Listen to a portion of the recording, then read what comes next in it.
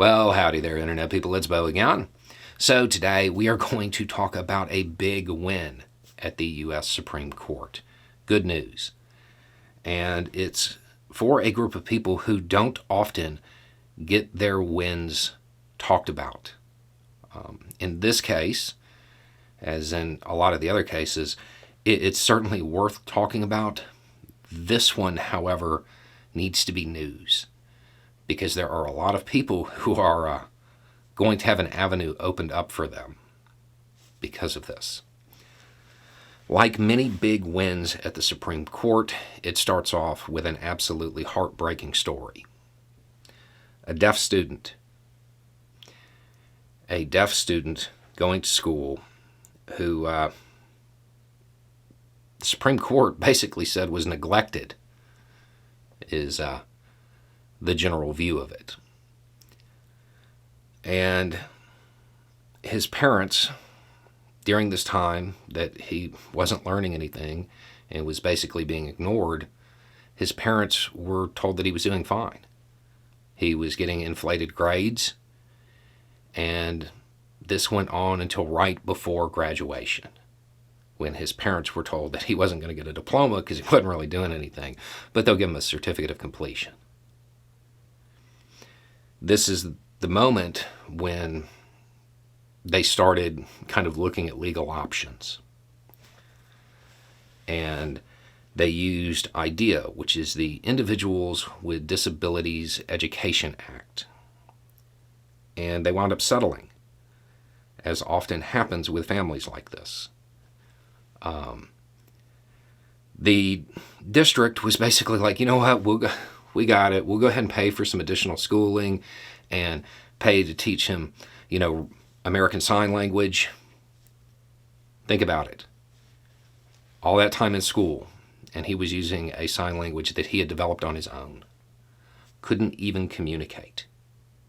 Could not communicate with other people because his sign language was unique.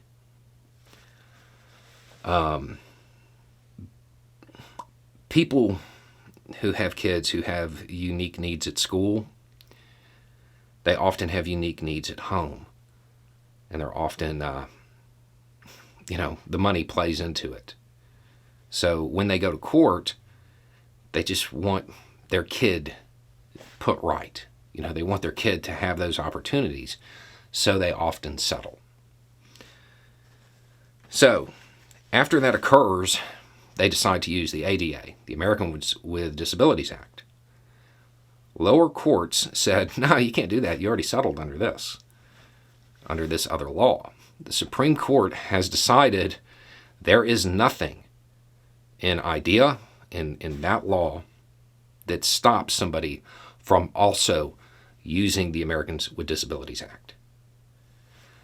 So they can pursue monetary damages for, basically wasting a decade of this kid's life, in addition to getting the education that he should have got to begin with. This opens up this avenue for a whole lot of people. There are a lot of people who don't have access to lawyers that can take something to the Supreme Court. There are a lot of people who don't really have the means to play the legal system for as long as it takes to get things right.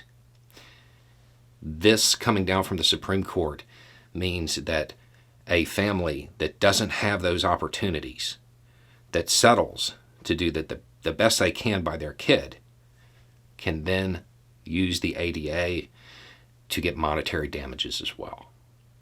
This is huge. And again, because of everything going on, it's probably not going to get the coverage that it should. And people need to know about this. When you hear about some of these cases, they focus on the fact that, they have a hard time communicating. Think about everything that you learned in school. All of the basic interests that you have that were developed during this period, all of that was robbed. They don't get that.